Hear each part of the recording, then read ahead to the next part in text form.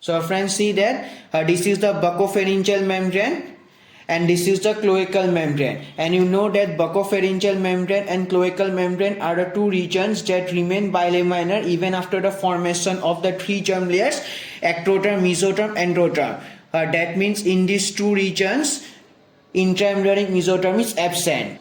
So see that, so this is a mesoderm which is lying in front of the buccopharyngeal membrane and which is lying behind the buccopharyngeal membrane. So now see that the mesodermal cells which is lying caudal with respect to the buccopharyngeal membrane, they are migrating cranially.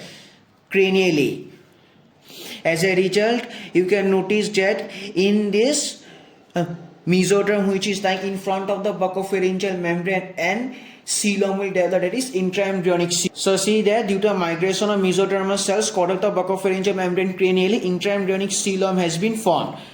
Now, so this is the, so here somatopleuric mesoderm which is lying above the pericardial cavity and it faces the ectoderm and the amniotic cavity. So what I have written that somatopleuric mesoderm faces the ectoderm and the amniotic cavity, and this is the splangnopleuric mesoderm which is lying behind the pericardial cavity and it faces the yolk sac and the endoderm. So therefore I have written as splangnopleuric mesoderm faces the endoderm and the yolk sac. Hello friends, so today's video is about the continuation of the development of heart, and here you will study about the formation of endothelial heart tube.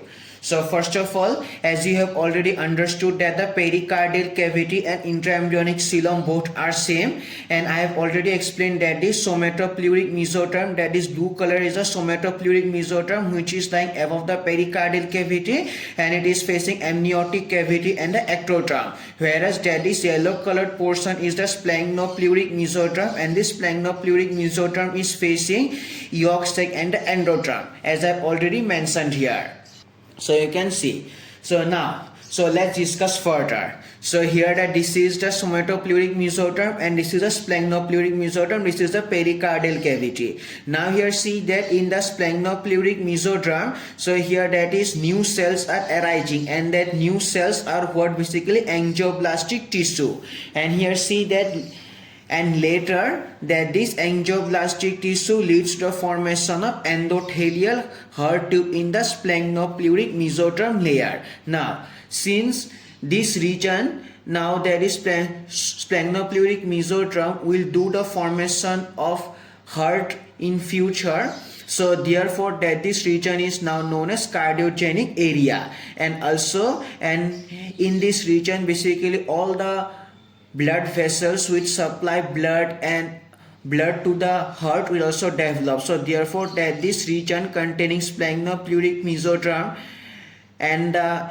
endothelial heart tube and where the future blood vessels of the heart will develop, and this is the cardiogenic area. So therefore all these portions I have written that in the splangnopleuric mesoderm angioblastic tissues arise and these angioblastic tissues form endothelial heart tubes. Now since the splangnopleuric mesoderm containing endothelial heart tube will cause the formation of heart in future, and therefore this region now called cardiogenic area. And you also know that for the heart also, that for the proper functioning of heart, that is blood vessels are also there, so therefore that this region will also contain the blood vessels of the heart like left coronary artery, right coronary artery, that's all. So now I want to discuss about the location of endothelial heart tube before head folding. So here you can see here that till now no head folding has been done. So this is the ectoderm and this is the somatopleuric mesoderm, this is the pericardial cavity, this is the floor of the pericardial cavity, and this is the splangnopleuric mesoderm, and these are the two endothelial heart tubes. So initially that is one left and right endothelial heart tubes form, and this is the endoderm and this is the yolk sac, and that this is the blue colored portion which I have marked is the ventral wall of the yolk sac, and this is the black colored portion which I have marked is the dorsal wall of the yolk sac. So therefore that I have written that. So location, if you want to know that, simple, that this endothelial heart tube, it is lying between the floor of the pericardial cavity and simple and the dorsal wall of the yolk sac. So therefore that here I have written that location between the dorsal wall of yolk sac and the floor of the pericardial cavity. Now here, now if you want to know what is cardiogenic area, that's simple, that is region. So here which is containing splenopleuric mesoderm and endothelial heart tubes, and this region is the cardiogenic area. So therefore, and similarly the location of cardiogenic area is also same as the endothelial heart tube between the dorsal wall of yolk sac and the floor of the pericardial cavity. So see, the location of cardiogenic area is also between the dorsal wall of yolk sac and the floor of the pericardial cavity. Now here again, for further information, if you want to know what is cardiogenic area, so here it contains endothelial heart tubes and splenopleuric mesoderm at present, and also slowly it will contain blood vessels also, because blood vessels of heart also, because for the proper functioning of heart, so here blood vessels, especially blood supply to heart, is also required.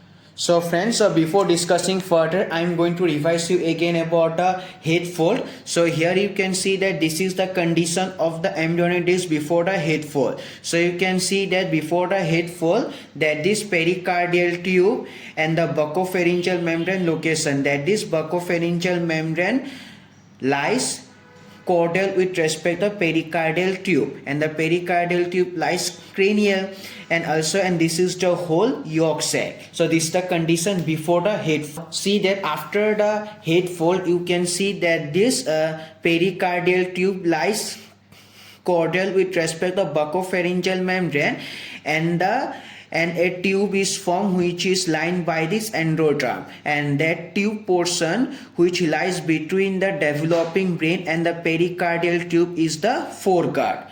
That I've written a result. So here basically formation of foregut happens, and here you can see that the portion of yolk sac lying between the developing brain and the pericardial tube is known as the foregut. And here if you want to know and how this tube has been, so here see that, so this is the yolk sac before the head folding, but after head folding, after head folding you can see that this portion of the yolk sac is converted into a tube like structure, and this is known as primitive gut, and that portion of primitive gut which lies between the developing brain and the pericardial tube and the septum transversum is known as foregut, and this foregut has also very important role in the formation of this basically cardiovascular system.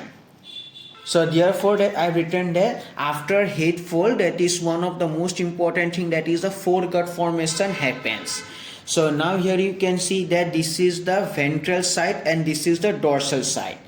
Now so in this part that I want to discuss here about the location of endothelial heart tube and or cardiogenic area after head folding. As you have already understood that the foregut formation done after head folding, and this is the ventral side and this is a dorsal side. So see that after the head fold you can see that these two endothelial heart tubes, they lie ventral with respect to the foregut, whereas with respect to the pericardial cavity and the splenopleuric mesoderm, that is endothelial heart tubes lie dorsally.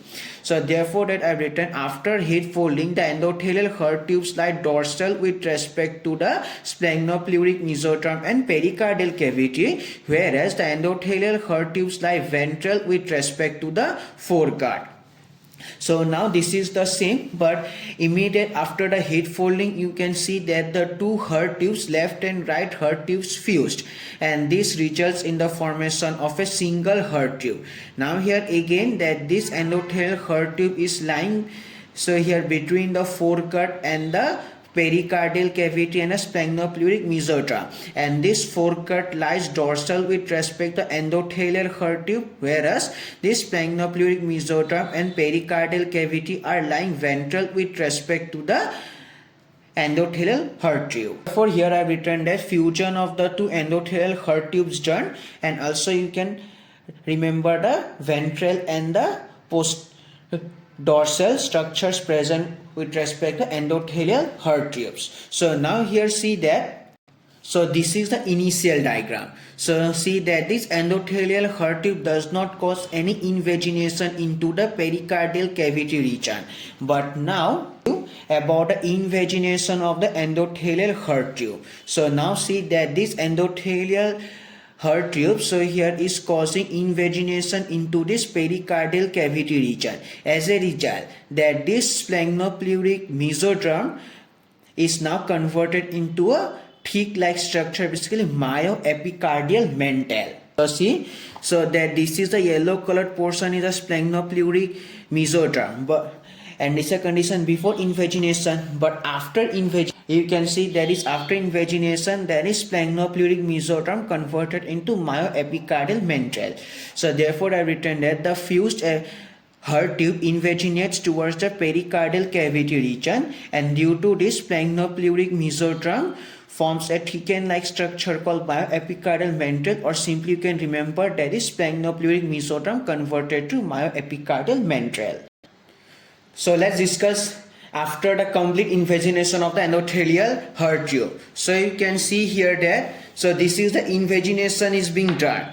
Now after the complete invagination of the heart tube, you can see that this is the endothelial heart tube, and this yellow colored portion is the myoepicardial mantle, and you can see that this myoepicardial mantle completely surrounds this endothelial heart tube after the complete invagination. So therefore that I have written that after the invagination of the endothelial heart tube completed, the myoepicardial mantle completely surrounds the endothelial heart tube. So that's all about today's video. So today I have so here taught you about the myoepicardial mantle and how the fusion of the endothelial heart tube done, and the main topic is the formation of the endothelial heart tubes. So please stay tuned.